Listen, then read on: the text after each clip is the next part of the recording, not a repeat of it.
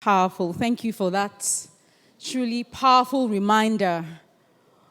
And it was indeed a unifying reminder of some important things, one of which is that we all want the same things, right? We all want the same things. The one thing I know that we all want right now is to listen to our next speaker. He is no one else but Mr. Olusegun Adeniyi. Olusegun Adeniyi is currently the chairman of the editorial board of This Day newspapers, where he writes a weekly column, The Verdict. A journalist, writer, and former presidential spokesman, Mr. Adeniyi is a fellow of the Nigerian Academy of Letters, who has delivered speeches and lectures in several countries. He has also written several books, including The Last 100 Days of Abacha, Politics, Power, and Death, a front-row account of Nigeria under the late President Musa Yar'Adua. He is a founding member of the National Stakeholder Working Group of Nigeria Extractive Industry Transparency Initiative, NAITI, a fellow of the Nigeria Institute of International Affairs, and a member of the Qasim Ibrahim Foundation Board. Mr. Adeniyi holds a first degree in international relations from Obafemi Awolowo University, Ile-Ife, and a master's in international law and diplomacy from the University of Lagos. Please welcome once again to the platform, Mr. Olusegun Adeniyi.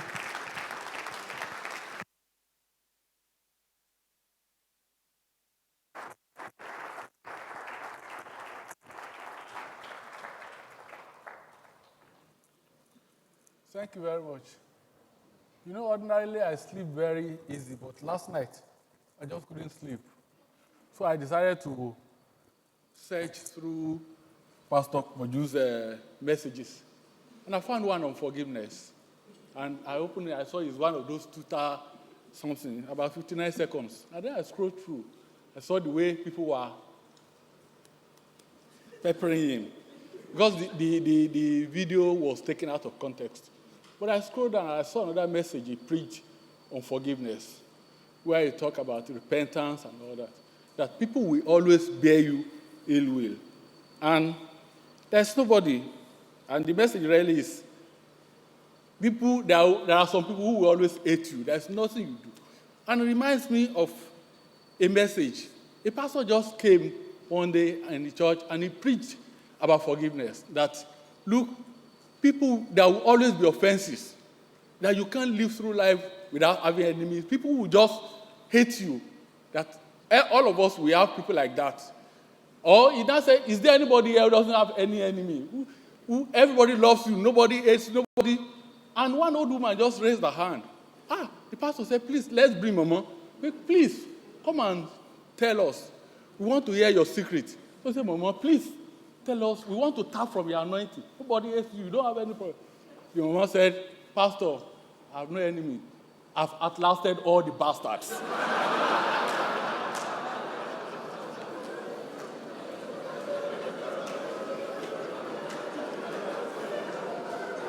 Distinguished ladies and gentlemen, I want to begin by expressing my profound appreciation to the entire leadership of Covenant Nation for considering me worthy to be invited for this program again.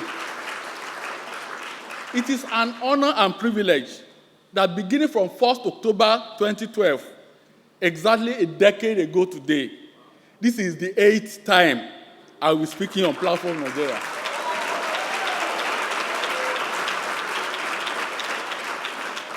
And it's not something I take lightly. The best leaders, according to Roosevelt Moscanta, a professor of business administration at Harvard Business School and founding chair of the Harvard Advanced Leadership Initiative, said leaders do not necessarily hold formal positions. He said, rather, they convene conversations. They set the stage that enables others to develop solutions. That precisely is what Pastor Kpoju has been doing for almost 2 decades. Thank you very much, sir.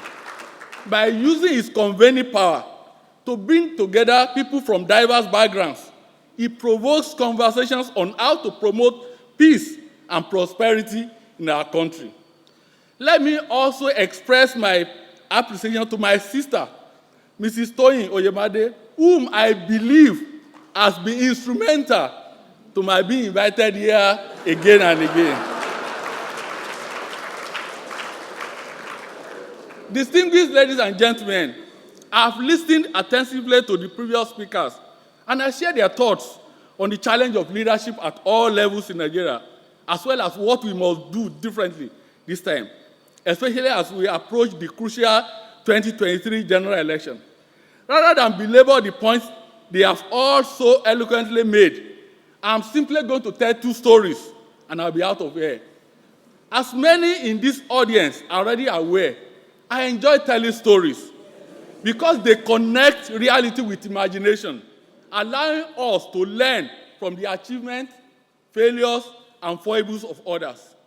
As our Lord Jesus Christ demonstrated in what the Bible describes as parables, stories not only had nuance to complicated issues, but leave a deeper and more immemorable imprint on hearers. They also offer different experiences of the world, which can then shape, strengthen, or challenge how we view the past or envision the future. Now, the first story. A certain farmer had grown old and was ready to pass his farm down to one of his two sons. In his wisdom, he decided to appoint the younger son his successor. This, of course, did not go down well with the older son, who rushed to their mother to report. "How can you give the farm to the younger brother?" the woman challenged her husband. "What do you think people will say about your choice? You want to disgrace our family?" When explanations by the man that he had observed the two sons and that the farm would fare better under the younger failed to impress his wife, he said, "Okay, let's try something." He called the two sons, and in the presence of their mother, he told them, "We need more cows." I'm sure you know I like cows. "We need more cows for the farm, and I have $1 million that we can spend for the stock. I understand there's a place in Ilorin, the Kwara State capital, that's the best state in Nigeria, I hope you know, where they sell cows right now. I want both of you to travel separately, go to the farm, and negotiate for us to buy cows from there." A few days later, the elder son returned. The man invited their mother to bear witness. "Father, the farm indeed has cows for sale, and the price of each is 200,000 naira. So if you give me the 1 million naira, I can get us more cows. I can get us 5 more cows." The father thanked him, and he left. Not long after, the younger son also returned. Again, the man invited his wife to bear witness. "Father, it is true that they have cows for sale. Each cow will cost 200,000 naira, and they are not willing to bend on that. But I negotiated with the farm manager, and he agreed that if we deposit 1 million naira, he is willing to give us 10 cows so that we can pay the balance of 1 million naira within another week." Meanwhile, when I went through the farm, I noticed a special cow that was bigger and healthier. The manager told me that was Sokoto Gudali, which is not in stock right now. But he also told me that they are taking delivery of the cows from the state next week, and that if we are not in a hurry, it may be good to wait. After the younger son left, the man turned to his wife and said, "That's why he's getting the farm." Distinguished ladies and gentlemen, I will come to the moral of this story, but I want to tell the second one before I do. I'm sure the Senate listeners already get the point. The campaign for the 2023 general election officially kicked off across the country 4 days ago, and we have entered a period we will be examining those who seek to be president, governors, senators, members of the House of Representatives, and members of the State House of Assembly. As voters, we are placed in the position of that farmer. We have a choice to make, and it is about our future. Should our decision be based on sentiment by placing our inheritance in the hands of those we know will not manage it well? That is the question Pastor Koju has invited us to deliberate upon at this session with the theme, "A Better Nigeria is Possible." Why, what, how, what the next leadership should look out for. Let's begin from the issue of what the next leadership should look out for. whichever direction one looks today in Nigeria, the statistics are frightening. 2 weeks ago, the National Bureau of Statistics disclosed that the Consumer Price Index that measures the rate of change in prices of goods and services rose to 20.52%, a figure regarded as the highest in 17 years. The projection is that it could climb to as much as 23% next year if the current trajectory remains the same. That sadly does not even tell the whole story of the hole we now find ourselves as a nation, and we have not stopped digging. Apart from inflation, several other micro and macroeconomic indicators have also worsened.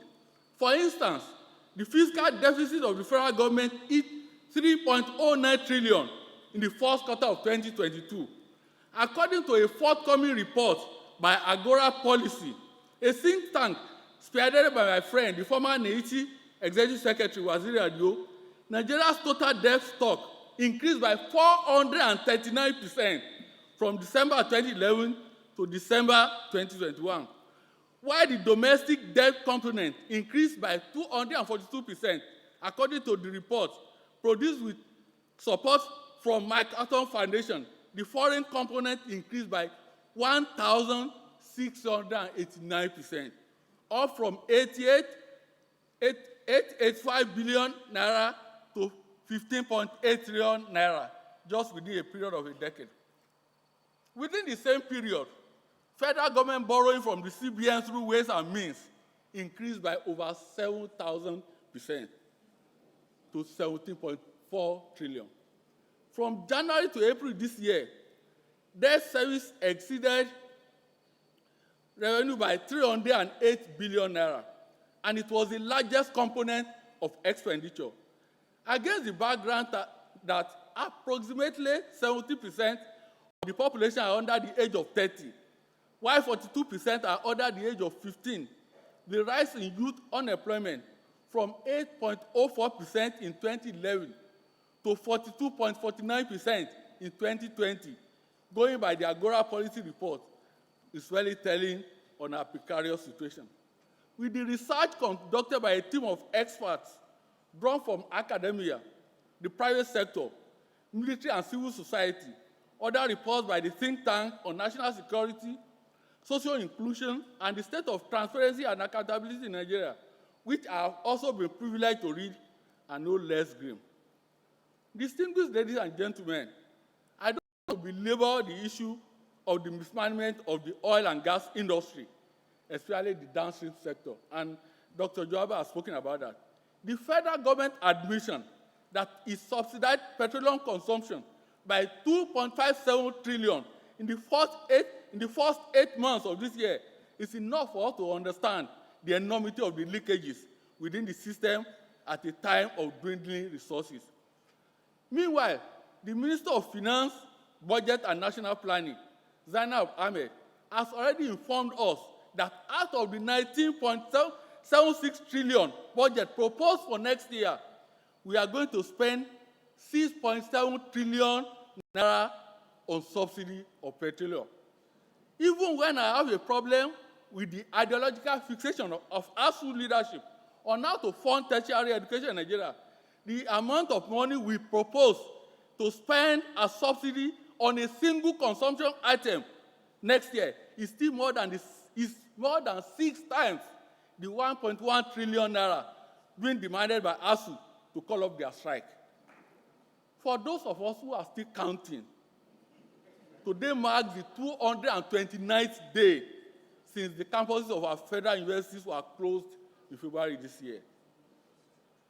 What I find particularly disturbing is that even when we are all agreed that Nigeria has reached a difficult intersection in practically all areas of our national life, there is no serious discussion about why things must be done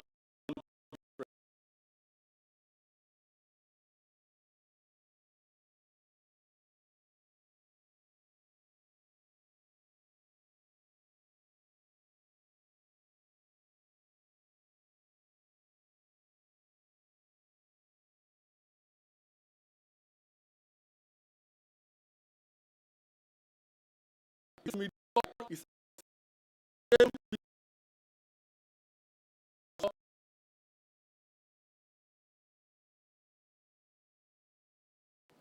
for 8 years, soldiers had been guarding a concrete slab in front of an army barracks at all times. I first shared the story in a column I wrote in January 2017, but it has a significant meaning at this moment. And I want to use it to illustrate my point on the kind of leaders we should elect or not elect in 2023. As the story goes, new commanders were at different times posted to the barracks, and the tradition of 4 soldiers changing shifts to guard the slab remained. But the day came when a new commander sought to know why he must continue to keep troops committed to passivity. Nobody could provide a rational explanation beyond stating that their previous commanders instructing them to continue guarding the slab. So the new commander went to the archives to look for answers. In the process, he came across an old document that offered the explanation. Almost a century before, the commander of the barracks at the time wanted to build a platform where events could be performed. He put a team together and they laid the concrete slab. But that night, wild animals walked over the slab before it could dry, thus messing up their work.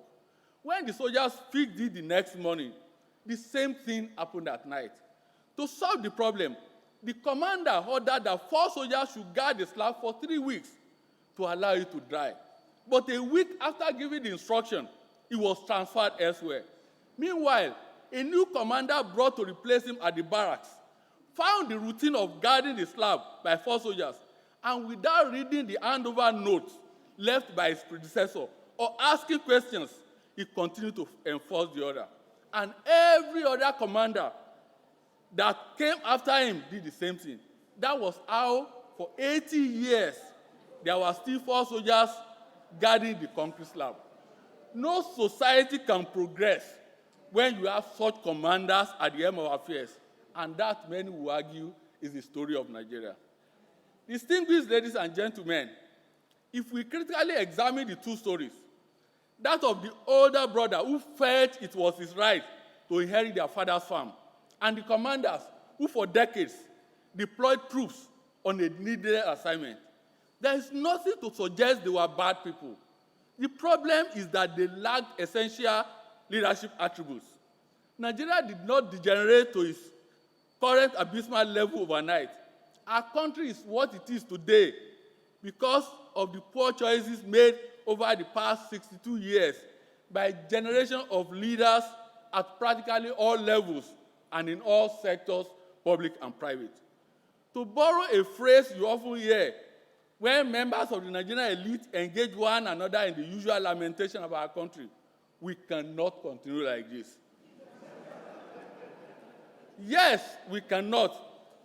More than at any period in history, we need leaders who can bring our people together to solve the challenges we face. But for that to happen, we may need to take lessons from both the farmer and the commander in the 2 stories I just shared. In choosing to be rational, the farmer was securing the future for the family. Meanwhile, leaders who cannot interrogate the past with a view to making positive change will continue to waste scarce human and material resources, as was demonstrated by the concrete slab story. Taken together, what the 2 stories teach is that without deviation from the norm, progress is impossible. Ordinarily, whether you are president, governor, or even a lawmaker, you are not expected to have all the answers, but you must demonstrate the capacity for asking salient questions. And those questions must be the right questions. You must also follow up on the answers. Leadership is not visiting a prison after a violent jailbreak, asking questions directed at no one in particular, and walking away without holding anybody to account. That kind of leadership will not serve us in 2023.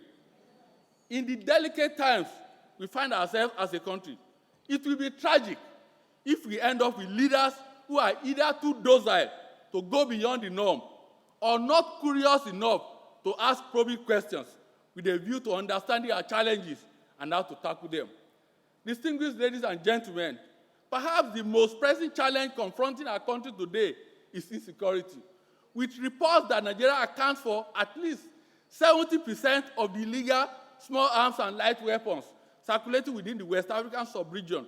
It is no surprise that we have become a country that is practically under the gun, whether on the road, at school, inside the train, inside places of worship, or in the marketplace. Death has become an unscheduled consequence of normal living since government lost the monopoly of violence to sundry criminal cartels. And if I may repeat that phrase, we cannot continue like this. At a most difficult period, when more and more of our young people are losing faith in our country, we face a critical choice in 2023. We don't need governors who will cite paying salaries, painting classrooms, erecting boreholes, and buying vehicles for traditional rulers who, in any case, don't even stay in their abode as achievements. We need forward-thinking governors whose idea of job creation is not limited to appointing thousands of aides just to loaf around. We don't need lawmakers whose notion of oversight function is no more than extorting money from head of the MDAs they are to hold accountable. What we need are leaders in both the executive and legislative arms who will inspire hope and gather the best people to deliver for the good of our country. Distinguished ladies and gentlemen, whoever becomes the next president, his first task will be to inspire all of us to believe that indeed, as envisioned by the organizers of this session, a better Nigeria is possible. That is not going to be easy in a country where trust has been serially betrayed. It is therefore important for us to ensure that the right people are given the right attention and support, regardless of where they come from or what religion they profess. Sadly, when it comes to choosing leaders in Nigeria, sentiment too often comes into play, and we can see the consequences in practically all aspects of our national life. We may have gotten used to ethnicity, faith, religion, party affiliation, and the other things that divide us. And most of those who seek to lead us in 2023 may be fashioning their campaign messages along these lines, but we should not allow them to get away with such perfidy this time around. Like that farmer, we are sometimes confronted with difficult choices. We attempt to carefully think through our choices, but most times we act on impulse or our expectation of the crowd around us. The farmer was well aware that making decisions as to who should take over the farm based on the restrictive guidelines imposed by society, as his wife encouraged, could be counterproductive. He chose to go against the norm in the long-term interest of his family. So the power in our hands is the opportunity to choose our own destiny by supporting those who will work for the good of Nigeria. We must understand that when we choose on the basis of our delicate fault lines, whether ethnic or sectarian, it will be difficult to hold elected officials to account. I must make it very clear here. There are no easy options ahead. In 2017, on this same platform, as many may remember, I illustrated my point about the situation in Nigeria with the anecdote of an industrious one-legged cow that was being cannibalized alive based on the conclusion by a non-reflective owner that a cow like that, you don't eat it all at once. The unfortunate cow, as I also explained, had a great deal in common with our country, with an inclination to sharing the national cake that no one ever bothered to bake. We have all been behaving like that poor farmer who, for fleeting pleasure, chose to mortgage the future. Like the man in my 2017 anecdote who started the bite from the cow leg, we must dispense with the proclivity for eating whatever is available today so that we can secure tomorrow. Distinguished ladies and gentlemen, before I take my seat, let me also warn the social media titans who believe that by denigrating people on the basis of artificial differences, they are helping their candidates. No, they are not. It is good that our young men and women are involved in the electoral process, but they must resist being converted into pawns in the latest version of an old game. As President Barack Obama reminded us in his last address to the UN General Assembly on 17 September 2016, and I quote him, "Our identities do not have to be defined by putting someone else down, but it can be enhanced by lifting somebody else up." I'm sure many of us have read literature that suggests Nigeria is a lost cause, that nothing will change, but I do not subscribe to such pessimism. In fact, yesterday, my friend 𝐏𝐶 described me as an incurable optimist. When it comes to Nigeria, a tag I gladly own. I bet being an Arsenal fan also comes with that kind of advantage. The choice of topic for this session also demonstrates Pastor Koju's conviction that a better Nigeria is indeed possible. And the fact that many are gathered here today is testimony to the fact that we all share that optimism. Notwithstanding the challenges we face, if we make the right choices in 2023, Nigeria can, and indeed will, ultimately fulfill its destiny. We have the human and material resources to make our country better than it is at the moment. We are simply waiting for the right leaders to stand up and be counted. That is why how we vote in 2023 matters. Pastor Koju, distinguished ladies and gentlemen, Nigeria is at a crossroads. This is no time to choose our leaders on the basis of sentiment. The problems that the people want urgently solved know no divisions. Youth unemployment is neither northern nor southern. Poverty is neither Christian nor Muslim. Insecurity speaks no ethnic language. The price of garri is the same for those who carry tribal marks and those who don't. Kidnappers and bandits don't care about the religion of their victims or where they are from. When the national grid collapses to 0 megawatts, the darkness that follows does not discriminate. We all feel it, whether in Sokoto, Enugu, Port Harcourt, or Lagos. In a perverse way, the majority of Nigerians have never been more united than now as to what plagues us all. Whether we are Christian or Muslim, northerner or southerner, male or female, young or old, we are united by adversity, joined by clear and present dangers, and threatened by an overwhelming sense of uncertainty about our future. In the coming 2023 general election, we have a choice to make. We may vote for someone because the person speaks the same language as us, or they profess the same faith.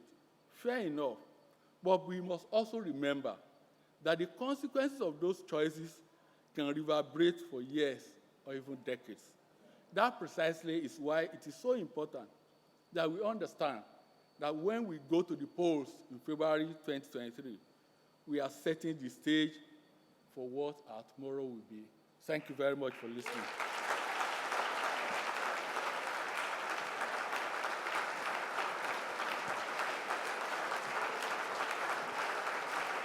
Thank you so much. Wow.